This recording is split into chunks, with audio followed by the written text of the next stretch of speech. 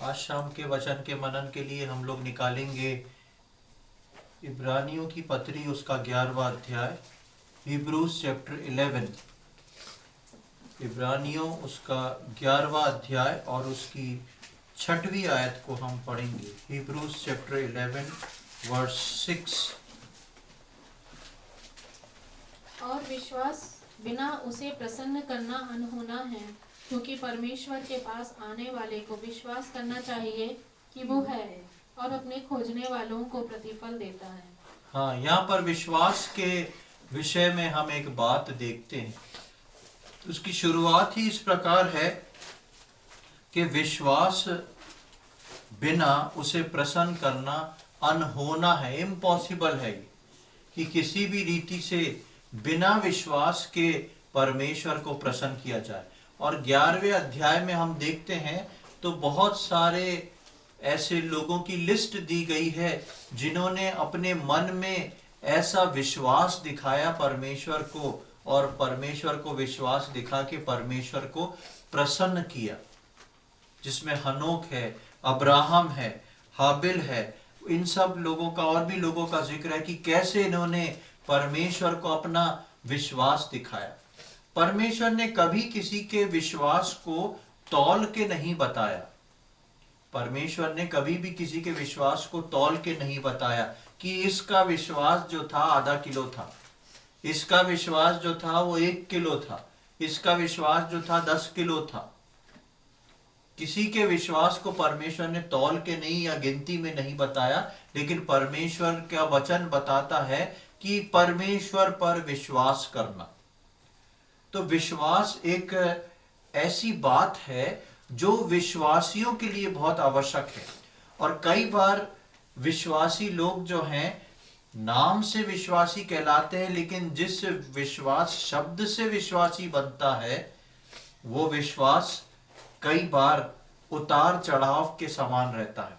यानी कि कभी तो विश्वासी बहुत विश्वास से प्रार्थना कर लेते हैं, कभी विश्वासी जो है उतने विश्वास से प्रार्थना नहीं करते। कभी विश्वासी सफल हो जाते हैं अपने विश्वास को परमेश्वर के सम्मुख लाने में, दिखाने में, और कभी विश्वासी जो है प्रार्थना ही ऐसे विश्वास से करते हैं कि हमें मालूम है नहीं मिलेगा पर प्रार्थना कर दे रहे हैं।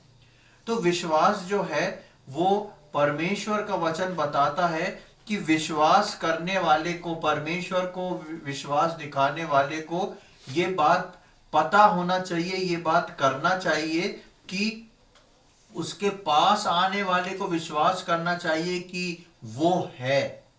सबसे पहले ये विश्वास कि आप जिससे प्रार्थना कर रहे हैं वो आपकी कल्पना का परमेश्वर नहीं है। आप जिससे प्रार्थना कर रहे हैं वो आपकी कल्पना नहीं है कि हाँ एक परमेश्वर है इसलिए मैं प्रार्थना कर रहा हूं, वो मैं कर रहा हूं तो वो सुन रहा होगा, वो सुन रहा होगा तो वो जवाब भी देगा शायद।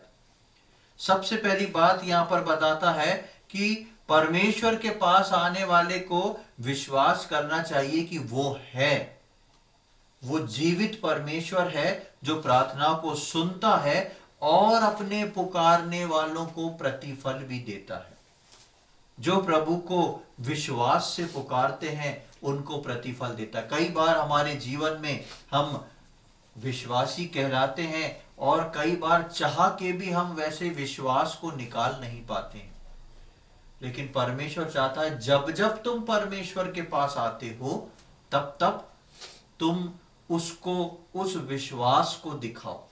इस विश्वास से आओ कि जिससे मैं प्रार्थना करने जा रहा हूं ये मेरी कल्पनाओं का परमेश्वर नहीं है, काल्पनिक परमेश्वर नहीं है, ये जिंदा परमेश्वर है और ये मेरी सुनता है। प्रार्थना करते वक्त हम ये ना सोचें पूरी पृथ्वी को परमेश्वर संभाल रहा है, पूरी पृथ्वी में कितने बड़े बड़े काम, कितने छोटे छोटे काम चल रहे हैं, पूरी पृथ्वी में कितने परमेश्वर के दास लोग उससे प्रार्थना कर रहे होंगे, मैं प्रार्थना करने जा रहा हूं तो क्या परमेश्वर सुन पाएगा? परमेश्वर एक एक विश्वासी की प्रार्थना सुनता है, चाहे पूरी दुनिया एक समय में प्रार्थना कर रही हो, तभी तो वो परमेश्वर है। इसलिए जब कभी भी हम उसके पास जाएं तो इस विश्वास से जाएं वो है और अपने पुकारने वालों को वो प्रतिफल भी देता है, यानी कि आपकी प्रार्थनाओं का उत्तर भी मिलता है। उस पर विश्वास को किस प्रकार लेके हम आते हैं, सबसे पहले हम एक उदाहरण को देखेंगे परमेश्वर के वचन में, जो कि हमको एक ऐसे व्यक्ति के बारे में मिलता है जो कि परमेश्वर के बारे में तो जानता है, लेकिन परमेश्वर से उसका डायरेक्ट संबंध नहीं है।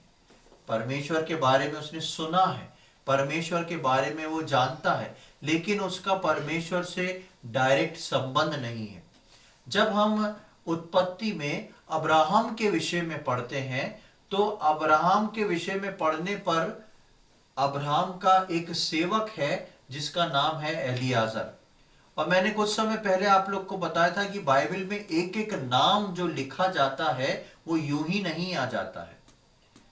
अब्राहम का एक सेवक था एलियाजर, और जब अब्राहम बूढ़ा होने लगता है, उसका पुत्र इसहाक जवान हो गया है, अब्राहम बूढ़ा होने लगा है, तो अब्राहम जो है अपने इस सेवक को, जो सीनियर मोस्ट था उसका और उसका बहुत घनिष्ठ और बहुत खास था, उसको बुलाता है और अपने पुत्र के लिए एक पत्नी को लाने के लिए बोलता है। और ये सेवक जो है अब्राहम के साथ कई वर्षों से बहुत पुराना है, और ये सेवक जो है अब्राहम के साथ साथ रह के अब्राहम के परमेश्वर को जानता है, समझता है कि मेरा स्वामी जो है एक परमेश्वर की उपासना करता है, एक परमेश्वर को जानता है। लेकिन हम कहीं पे भी इस व्यक्ति का सीधा संबंध परमेश्वर के साथ नहीं देखते हैं कि इसका भी परमेश्वर के साथ कोई मजबूत संबंध था। हम देखेंगे उत्पत्ति की किताब उसका 24वां अध्याय, जेनेसिस चैप्टर 24, उत्पत्ति की किताब उसका 24वां अध्याय और उसकी पहली आयत से लेके 9वीं आयत तक हम पढ़ेंगे। उत्पत्ति 24:1 से लेके 9। अब्राहम अब वृद्ध हो गया था और उसकी आयु बहुत थी, और यहोवा ने सब बातों में उसको आशीष दी थी। अब्राहम ने अपने उस दास से, जो उसके घर में पुरनिया और उसकी सारी संपत्ति पर अधिकारी था, कहा, अपना हाथ मेरी जांघ के नीचे रख और मुझसे आकाश और पृथ्वी के परमेश्वर यहोवा की इस विषय में शपथ खा कि तू मेरे पुत्र के लिए कनानियों की लड़कियों में से जिनके बीच मैं रहता हूँ किसी को न लाएगा, परंतु तू मेरे देश में मेरे ही कुटुंबियों के पास जाकर मेरे पुत्र इसहाक के लिए एक पत्नी ले आएगा। दास ने उससे कहा, कदाचित वो स्त्री इस देश में मेरे साथ आना न चाहे, तो क्या मुझे तेरे पुत्र को उस देश में जहाँ से तू आया है ले जाना पड़ेगा? अब्राहम ने उससे कहा, चौकस रह, मेरे पुत्र को वहाँ कभी न ले जाना। स्वर्ग का परमेश्वर यहोवा, जिसने मुझे मेरे पिता के घर से और मेरी जन्मभूमि से ले आकर मुझसे शपथ खाई और कहा कि मैं ये देश तेरे वंश को दूंगा, वही अपना दूत तेरे आगे आगे भेजेगा कि तू मेरे पुत्र के लिए वहां से एक स्त्री ले आए। परंतु यदि वो स्त्री तेरे साथ आना न चाहे, तब तो तू मेरी इस शपथ से छूट जाएगा, पर मेरे पुत्रों को वहां न ले जाना। तब उस दास ने अपने स्वामी अब्राहम की जांघ के नीचे अपना हाथ रखकर उससे इस विषय की शपथ खाई। यहाँ पर हम देखते हैं कि अब्राहम जो है वो अपने उस दास को बुलाता है। यहाँ पे उस दास का नाम नहीं है, अभी हम आगे चल के देखेंगे। जैसा मैंने बताया कि ये दास जो है एलियाजर नाम है इसका, और अब्राहम जो है वो अपने दास को बुलाता और बोलता है, मेरे पुत्र के लिए तू मेरे कुटुंब मेरे देश में जाके वहां से उसके होने के लिए एक पत्नी को लेके आ। और अब्राहम जो था इस बात से बहुत सतर्क था कि मैं अपने कुटुंब से तो अपने बेटे के लिए एक पत्नी लाऊंगा, लेकिन यहाँ पे जिस क्षेत्र में मेरे को परमेश्वर ने जो जगह देने को कही है, जो कि कनानी, हित्ती, एमोरी, कई सारी जातियां हैं, इनमें से मेरे को अपने बेटे का विवाह नहीं करना है। जिस स्थान पर हैं वहां से विवाह नहीं करना है, मेरे कुटुंब से तुमको लेके आना है। और ये बात अब्राहम अपने एक जिम्मेदार सेवक को बोल रहा है, क्योंकि अब्राहम जानता है कि ये जिम्मेदार व्यक्ति, ये मैच्योर व्यक्ति है, ये समझदारी से जाके इस काम को करेगा। और अब्राहम उसको भेजता है और अब्राहम उसको भेज के एक एक बात को समझा देता है कि तुमको करना कैसा है। और वो बोलता है कि यदि वो नहीं आना चाहे तो बोलता है तब तुम मेरे उससे छूट जाओगे, लेकिन फिर भी मेरे पुत्र को वहां पर मत लेके जाना। क्यों? क्योंकि अब्राहम को परमेश्वर ने आज्ञा वहां से निकलने के लिए दी थी। इसलिए अब्राहम जो था इतना मजबूत था अपने परमेश्वर पे कि परमेश्वर ने एक बार जहां से मुझे निकलने को बाहर निकाला है, मुझे वहां पर वापस नहीं लौटना है। अब अब्राहम जो है अपने पुत्र के लिए भी खास ध्यान रखे हुए, जिसके कारण से वो एलियाजर को इन बातों को बोलता है। अब बात आ जाती है एलियाजर पे। हम एलियाजर के ऊपर जिक्र मनन कर रहे हैं कि एलियाजर जो है वो अब्राहम का दास है। वो जानता है अपने अब्राहम के परमेश्वर को, लेकिन डायरेक्ट एलियाजर का अब्राहम के परमेश्वर से कोई संबंध नहीं है। अब ये जो दास है ये सोच के कुछ करता है।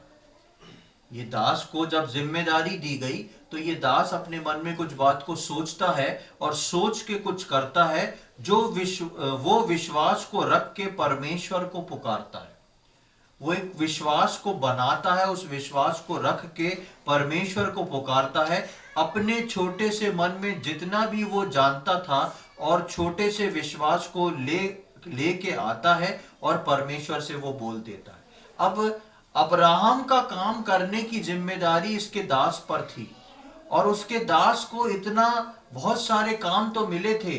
कई बार अब्राहम के साथ वो युद्ध लड़ने भी गया था, बहुत खास कामों को लेता है, लेकिन ये उसके पुत्र के जीवन भर का सवाल था। एक बड़ी पारिवारिक जिम्मेदारी जो कि अब्राहम को करना थी। अब्राहम बूढ़ा हो गया, यात्रा नहीं कर सकता, तो वो अब्राहम उस जिम्मेदारी को कर रहा है। तो एलियाजर के लिए, उसके दास के लिए ये जिम्मेदारी बहुत अहम है। इसलिए एलियाजर क्या करता है?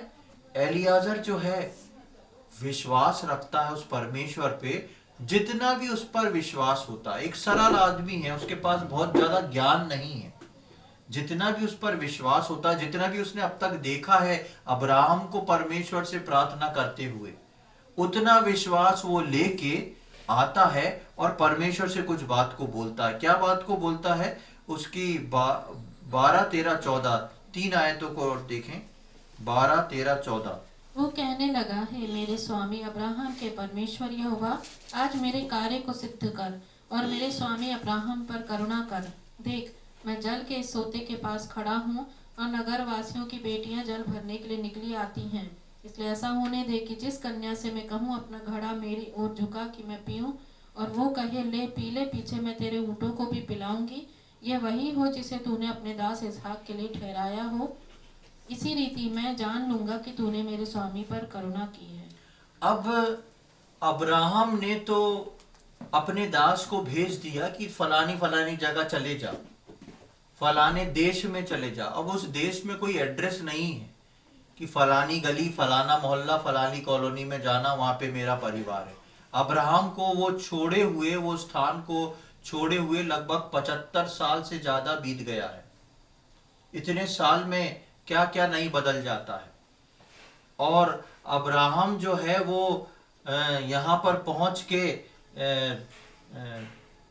75 साल नहीं, अब्राहम को वहां वो जगह को छोड़े हुए करीबन 50 साल करीब हो चुके हैं और इतने साल में बहुत कुछ बदल चुका है। अब ये बड़ी जिम्मेदारी उसने अपने दास को तो दे दी। अब दास को सोचना है मैं कैसे उसके कुटुंबियों को ढूंढूंगा और कैसे मुझे पता पड़ेगा कि कौन से कुटुंब की कौन सी लड़की है, कौन सी इस इसहाक के लिए ठीक रहेगी। तो वो एक अपने मन में जब बहुत विचार करता है तो उसको समझ में आता है कि मुझको परमेश्वर को लेके चलना बहुत जरूरी है।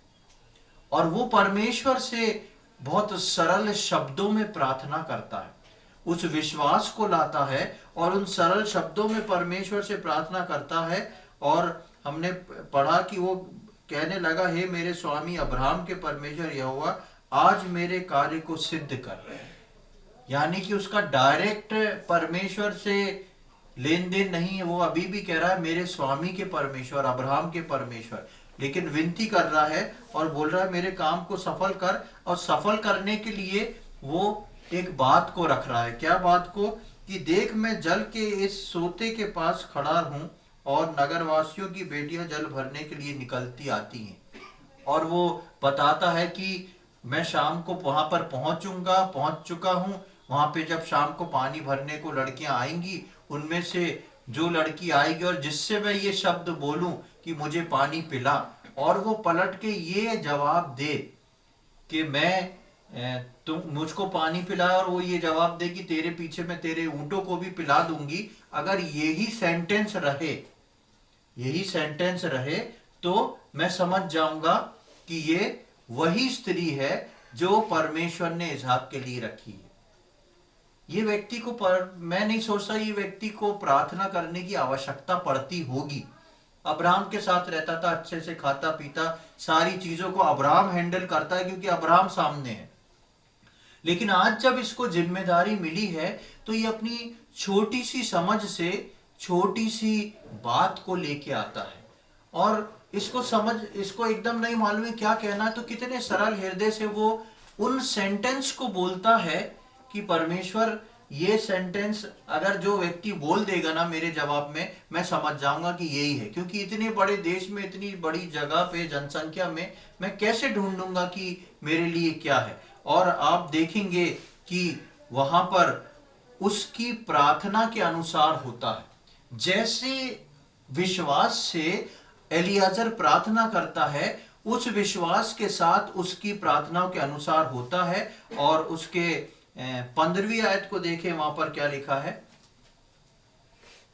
और ऐसा हुआ कि जब वह कह ही रहा था कि रिबका, जो अब्राहम के भाई नाहोर के जन्माए मिल्का के पुत्र बतूएल की बेटी थी, वह कंधे पर घड़ा लिए हुए आई। हाँ, अब देखिए, सबसे पहले जो लड़की घड़ा लेके आ रही है वो अब्राहम के भाई नाहोर के जन्माए मिल्का के पुत्र बतूएल की बेटी थी।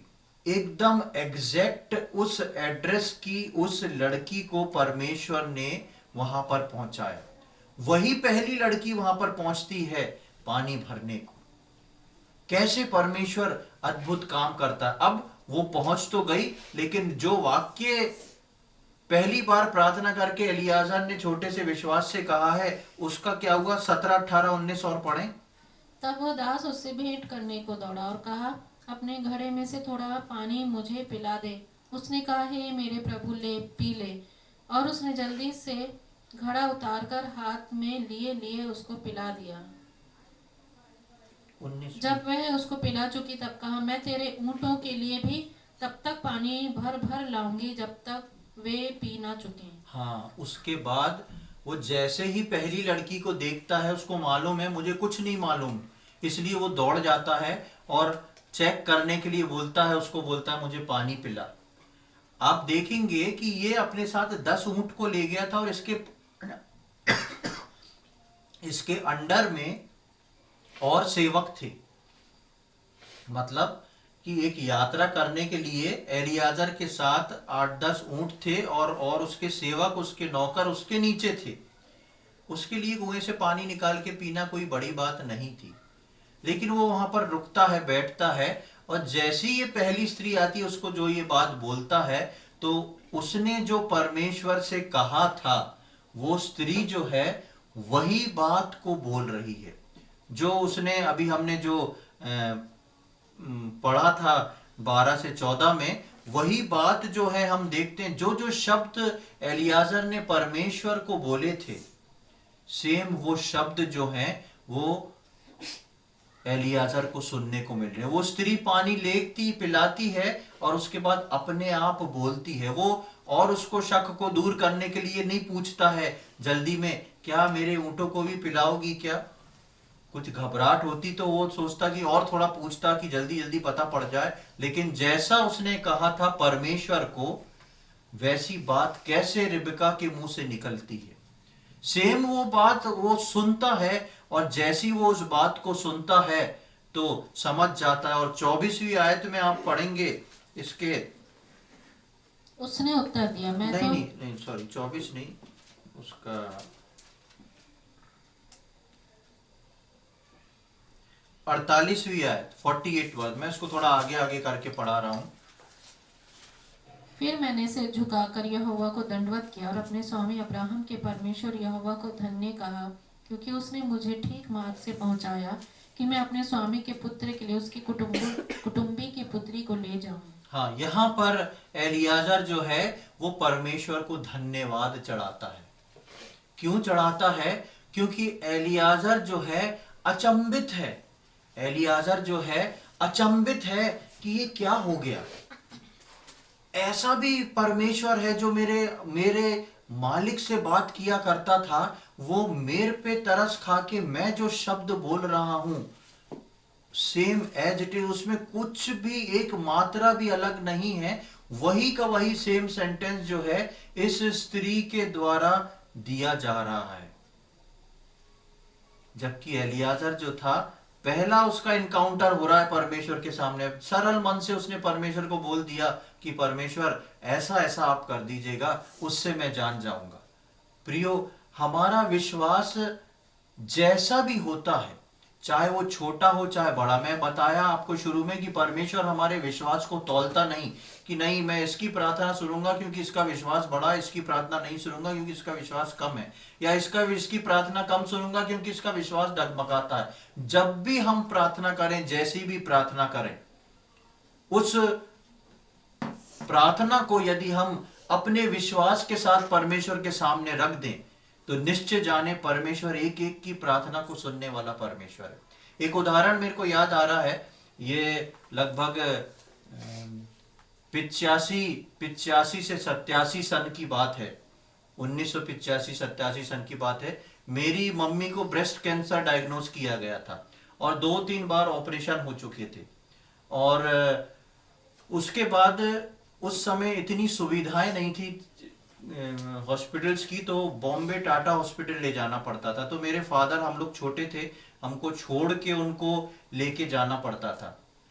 तो दूसरी बार जब एक ट्रिप हो गया, अगले साल दूसरी बार जाना था, और फिर ऐसा लगा कि इस तैयारी से गए थे कि शायद वहाँ पर फिर से ऑपरेट किया जाना है।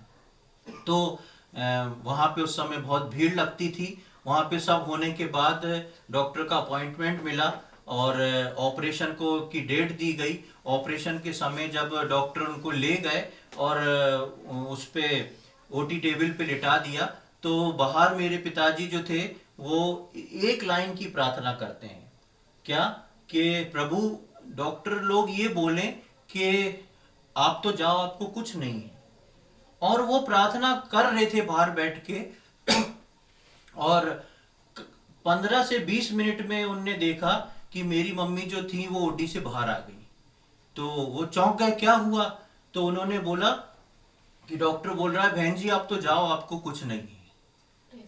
तो आप इस बात को सोच के देखें कि एक ऐसे समय में जब ऐसी परिस्थिति आती है कि एक व्यक्ति जो है वो पूरी परेशानी में वहां पे खड़ा है और उस वक्त कुछ सूझ नहीं रहा क्या कि कैसी प्रार्थना करना चाहिए, घुटनों के बल आ जाऊं क्या मैं, या बहुत नम्र और दीनों के बहुत कुछ खास शब्दों को लेके, या बाइबल में से कुछ वचनों को कोट करके प्रार्थना को करूं। लेकिन परमेश्वर जो है व्यक्ति के हृदय की प्रार्थना को सुनता है, उसके शब्दों को सुनता है, जो शब्द बोले गए। और उस समय मेरे पिताजी जो थे वो बहुत सरप्राइज रह गए कि ये कैसे हो सकता है कि मैं जिस लाइन को रख के प्रार्थना कर रहा हूं वो लाइन डॉक्टर अपने मुंह से कह रहा है। तो कई बार जो है परमेश्वर हमारे छोटे से विश्वास को, छोटी सी चीज को देखता है कि हमने कैसा विश्वास परमेश्वर पे किया है। एक लाइन की प्रार्थना भी हमारा सब कुछ हिला देने वाली हो सकती है। सिर्फ जिस प्रकार हमने परमेश्वर के वचन में पढ़ा कि परमेश्वर के पास आने वाले व्यक्ति को ये याद करना चाहिए, ये समझना चाहिए कि वो है, ही इज लॉर्ड, वो परमेश्वर है। मैं किसके पास आया हूं? वो परमेश्वर है, पहली चीज। और वो अपने पुकारने वालों को प्रतिफल देता है। परमेश्वर इस रीति से काम करता है, अपने पुकारने वालों को वो प्रतिफल देने वाला परमेश्वर है। उसने एलियाजर ने एक छोटी सी प्रार्थना करी, प्रभु मैं तो नहीं जानता कैसा क्या है करके, जो लड़की पहले आए, जो लड़की भी आए, मैं जिस भी लड़की से बोलूं वो पलट के मेरे को ये जवाब दे तो मैं समझ जाऊंगा। और देखते हैं कि रेबेका का ठीक वैसा ही जवाब आता है और एलियाजर जो है परमेश्वर को धन्यवाद देता है। एलियाजर नाम का अर्थ होता है God is my help. Eliezer नाम का अर्थ होता है परमेश्वर मेरी मदद, तो गॉड इज माय हेल्प। और आप यदि उत्पत्ति के 15वें अध्याय की दूसरी आयत में पढ़ेंगे, आप नोट कर लें, घर जाके पढ़ लीजिएगा। उत्पत्ति के 15 के 2 में वहां पे इसका नाम आया है कि जब परमेश्वर अब्राहम को बुला के बोलता है मैं तुझे एक वंश दूंगा, तो अब्राहम बोलता है कि मेरे को तो वंश कोई नहीं होने वाला है, मेरा जो सेवक है, जो सबसे मुख्य है एलियाजर, वही मेरे आगे की जनरेशन को चलाएगा, मतलब वही मेरे बाद देखभाल करेगा, क्योंकि मेरे को पुत्र नहीं हो सकता। तो वो सेवक है ये एलियाजर, उसको आप 15 के 2 में देख सकते हैं। और ये अब्राहम का दास था। और इस बात का बाइबल में तो जिक्र नहीं है, लेकिन बाइबलिक जो इतिहास है वो इस बात को बताता है कि अब्राहम ने इसको निम्रोद से खरीदा था। निम्रोद से अब्राहम ने खरीदा था। उसके निम्रोद के सिलसिले में मैं पहले भी आप लोग को बहुत पहले बाइबल स्टडी ले चुका हूं, तो आपको याद होगा। लेकिन अब्राहम ने उसको वहां से लिया था और बचपन से उसको खरीद के गुलाम के समान पाला था, लेकिन अब वो अब्राहम के बहुत करीब आ गया था और अब्राहम ने इसका नामकरण करके, अब्राहम ने इसका सब कुछ करके रख दिया था। और ये इसके नाम का अर्थ था गॉड इज माय हेल्प, और परमेश्वर ने इसके नाम के अनुरूप इसके जीवन में एक काम करा, इसलिए इसका नाम जो है बाइबल तक में आ गया। क्योंकि दास तो ये अब्राहम का था, लेकिन इसका पहला इनकाउंटर परमेश्वर के साथ ऐसा हुआ कि ये अपने घुटने टेकने पे मजबूर हो गया उस परमेश्वर के सामने। अब तक अब्राहम इसके सामने घुटने टेक के परमेश्वर को धन्यवाद दिया करता था, उसकी आराधना किया करता था। और हम 48वीं आयत में जो हमने पढ़ा कि फिर मैंने सिर झुकाकर यहोवा को दंडवत किया। आज ये एलियाजर परमेश्वर को दंडवत कर रहा है। अब तक इसका स्वामी दंडवत करता था, लेकिन आज एलियाजर ने जब व्यक्तिगत तौर से इस बात को समझ लिया कि मेरे पास जितना भी था, जो कुछ भी था, उसको मैंने परमेश्वर के सम्मुख रखा और परमेश्वर ने उसका एज इट इज जवाब दिया, इसलिए आज एलियाजर परमेश्वर के सम्मुख जो है घुटनों को टेकता है। प्रियो, इब्रानी 11:6 में हमने पढ़ा कि विश्वास के बिना उसको प्रसन्न करना अनहोना है। इस व्यक्ति ने छोटे से विश्वास को दिखाया, परमेश्वर ने इसके विश्वास को नहीं तोला। अरे ठीक है, ये तो अब्राहम का नौकर है, इसको थोड़ा किनारे रखो, अब्राहम अगर प्रार्थना करेगा तो मैं इसकी सुधि लूंगा या जवाब दूंगा। परमेश्वर किसी के विश्वास को तौलता नहीं है, किसका बड़ा है किसका छोटा है। परमेश्वर हृदय से निकलने वाले विश्वास की ओर दृष्टि करता है। चाहे आप बहुत वचन जानते हो, चाहे आप बहुत प्रार्थना करने वाले हो, चाहे आप वचन इतना नहीं जानते हो, आपके हृदय से निकलने वाला विश्वास जो है, आपके हृदय से निकलने वाला विश्वास जो है, वो परमेश्वर को आपके लिए कार्य करने वाला बना सकता है। वो परमेश्वर को प्रतिफल देने पे मजबूर कर सकता है आपको, आपका छोटा सा विश्वास। क्योंकि विश्वास के बिना उसको प्रसन्न करना जो है अनहोना है। एलियाजर जो ज्यादा कुछ नहीं जानता था, वो एक छोटे से विश्वास को दिखा के परमेश्वर के फेवर को ले जाता है। प्रियो, हम इस बात को सोच के देखें कि आज हमारा विश्वास कैसा है। आज हमारा विश्वास ऊपर नीचे होता है। कुछ प्रार्थनाओं के लिए हम विश्वास से कर लेते हैं और कुछ प्रार्थनाओं को हमको विश्वास आता ही नहीं, लेकिन फॉर्मेलिटी है, इसलिए प्रार्थना करके उन बातों को हम परमेश्वर के सम्मुख रख देते हैं। एक एक बात जो परमेश्वर रखता है, देता है, जिसमें मुझे और आपको रखा है, उन एक एक बात को जब हम परमेश्वर के सामने रखते हैं, किस विश्वास के आधार पे हम रखते हैं। यदि आप संपूर्ण विश्वास से मतलब ये नहीं कि आपका विश्वास बहुत ज्यादा बड़ा हो। नए नियम में यीशु मसीह ने विश्वास के लिए क्या बोला? तुम्हारा विश्वास कैसा कितना क्यों ना हो, राई के दाने के बराबर। और राई का दाना जो है आप सब जानते हैं कितना छोटा है। दरअसल वहां पे इस राई के दाने का जिक्र नहीं किया गया जिस राई को हम यूज करते हैं। इस राई से भी बारीक एक दाना होता है जो बोने पे एक बहुत बड़ा पेड़ बन जाता है। वो पेड़ भारत में नहीं होता है। उस राई के दाने के बारे में यहां पर बताया गया है कि तुम पे उससे भी उतना भी विश्वास हो। हम अगर राई को देखें तो हम सब कह सकते हैं नहीं इससे तो बड़ा है हमारा विश्वास, है कि नहीं। राई के दाने को हम देख के बोल सकते नहीं मेरा तो इससे बड़ा, ही तो बहुत छोटा है। लेकिन परमेश्वर ने उससे भी छोटे दाने का जिक्र किया है। प्रियो, परमेश्वर मेरे और आपके विश्वास का आदर करता है। वो चाहता है जो है ना दिल में उसको खोल के दे दो, वही तुम्हारा विश्वास है। उसको खोल के देने में मेरे और तुम्हारे बीच में दूसरा कोई ना आए। जो तुम्हारे मन में है उसको बोल दो। ये नहीं सोचो कि ये क्या होगा।